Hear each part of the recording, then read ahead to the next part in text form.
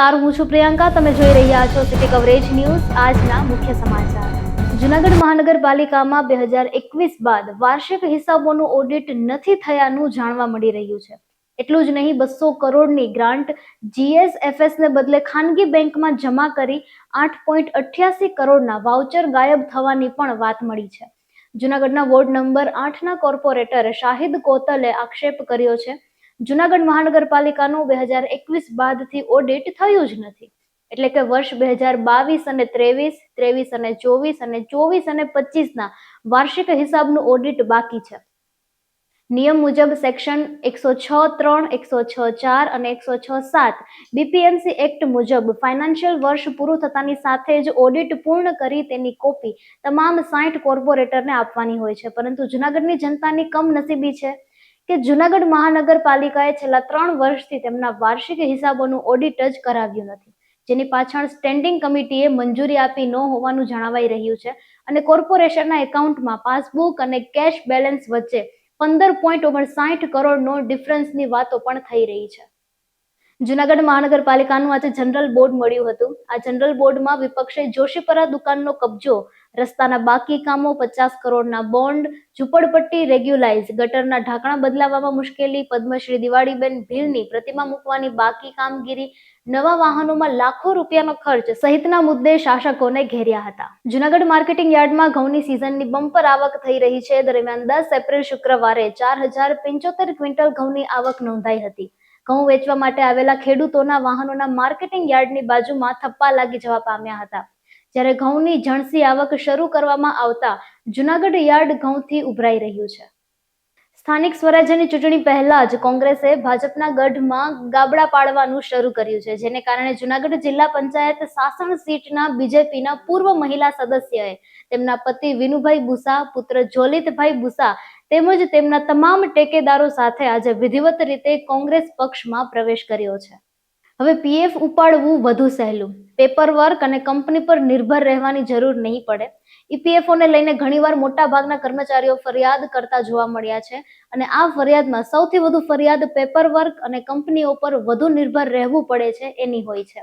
આથી સરકાર હવે દરેકની સમસ્યાનું સમાધાન EPFO 3.0માં લઈને આવી રહી છે. આ સુવિધાને બહુ જલ્દી લોન્ચ કરવામાં આવી શકે છે. એ લોન્ચ થયા બાદ PFનું એક્સેસ એકદમ જ સરળ રીતે બની જશે. આ સિસ્ટમમાં ક્લેમને ફટાફટ સેટલ કરવામાં આવશે. પેપર વર્ક પણ ખૂબ જ ઓછું થઈ જશે અને કંપની પર પણ આધાર નહીં રાખવો પડે.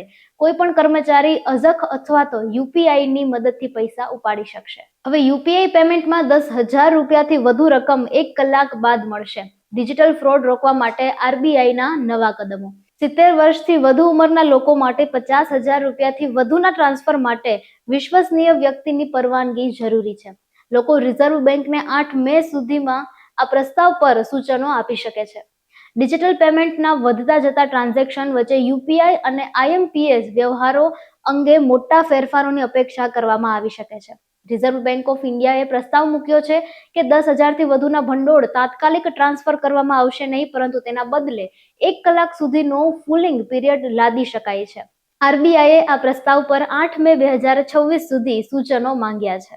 કોંગ્રેસના નેતા પવન ખેડાને મોટી રાહત. પાસપોર્ટ વિવાદમાં હાઈકોર્ટે ધરપકડ પર લગાવી રોક અને આસામ CMના પત્નીએ નોંધાવી હતી ફરિયાદ. તેલંગાણા હાઈકોર્ટે કોંગ્રેસના નેતા પવન ખેડાને મોટી રાહત આપતા 1 અઠવાડિયા માટે આગોતરા જામીનને મંજૂર કર્યા છે. આ વિવાદ ત્યારે શરૂ થયો જ્યારે પવન ખેડાએ આસામના મુખ્યમંત્રી હિમંતા બિસ્વા શર્માના પત્ની પર ગંભીર આક્ષેપો કર્યા હતા, જેના પગલે આસામ પોલીસે પવન ખેડા સામે ગુનો નોંધ્યો હતો. રાજ્યમાં નાર્કોટિક્સ સંબંધિત ગુનાઓ પ્રત્યે ઝીરો ટોલરન્સની નીતિ અપનાવવા ગુજરાત પોલીસે નારેટ AI નામનું આર્ટિફિશિયલ ઇન્ટેલિજન્સ આધારિત ટૂલ લોન્ચ કર્યું છે. આ પહેલનો હેતુ નાર્કોટિક્સ સંબંધિત તપાસને અસરકારક બનાવવાનો છે અને કોર્ટમાં ટ્રાયલ દરમિયાન કેસને વધુ મજબૂત બનાવી આરોપીઓને સજા આપવાનો છે. નારેટ AI એક રિટ્રાઈવલ ઓગ્યુમેન્ટેડ જનરેશન પર આધારિત સિસ્ટમ છે જે NDPS કાનૂની માળખા હેઠળના જટિલ નાર્કોટિક્સ કેસોને હેન્ડલ કરવામાં તપાસ કરનાર અધિકારી અને એજન્સીને મદદરૂપ થાય છે. મહત્વની વાત એ છે કે આ ટૂલ દરેક કેસ સંદર્ભે કાનૂની જોગવાઈઓ, કાયદા અને તપાસ પ્રક્રિયાઓને એકઠી કરીને તપાસ અધિકારીઓને રિયલ ટાઈમ વિશ્લેષણ કરી અને કાનૂની સલાહ પણ આપે છે. અનંત અંબાણીએ કેદારનાથથી લઈને જગન્નાથપુરી સુધી ભારતના અનેક પ્રસિદ્ધ મંદિરોમાં 100+ કરોડથી વધુનું દાન કર્યું છે. આ યોગદાન દેશના સૌથી પવિત્ર ધાર્મિક સ્થળો સુધી ફેલાયું છે, જે શ્રદ્ધા, સંસ્કૃતિ અને પરંપરાની સાથે તેમના ઊંડા જોડાણને દર્શાવે છે. દ્વારકાધીશ અને અંબાજીથી લઈને શિરડી અને કામાખ્યા સુધીના મંદિરોમાં થયેલા આ દાનને આધ્યાત્મિક સંસ્થાઓને સહારો આપવા અને વારસાની જાળવણી તરફના વ્યાપક પ્રયાસ તરીકે જોવામાં આવી રહ્યું છે. જોકે ઓનલાઈન લોકોની પ્રતિક્રિયાઓ મિશ્ર છે, પરંતુ એક વાત ચોક્કસ છે કે આ સમાચાર દેશભરમાં શ્રદ્ધા, પરોપકાર અને પ્રાથમિકતાઓ વિશે ચર્ચા ઊભી કરી રહ્યા છે. ભારતના ચૂંટણી ઇતિહાસમાં પહેલીવાર બોમ્બે હાઈકોર્ટે ઇલેક્ટ્રોનિક વોટિંગ મશીન (ઈવીએમની) તપાસ અને નિરીક્ષણની મંજૂરી આપી છે. આ આદેશ ન્યાયમૂર્તિ સોમશેખર સુંદરશેન દ્વારા આપવામાં આવ્યો છે. આ મામલો 2024ની મહારાષ્ટ્ર વિધાનસભા ચૂંટણી સાથે સંબંધિત છે. મુંબઈ ઉપનગર જિલ્લાના ડેપ્યુટી રિટર્નિંગ ઓફિસર અર્ચના કદમે માહિતી આપી છે કે 16 અને 17 એપ્રિલે મુંબઈમાં ઈવીએમ બનાવતી company Bharat electronics limited, Bengaluru દ્વારા માત્ર ડાયગ્નોસ્ટિક ચેક કરવામાં આવશે.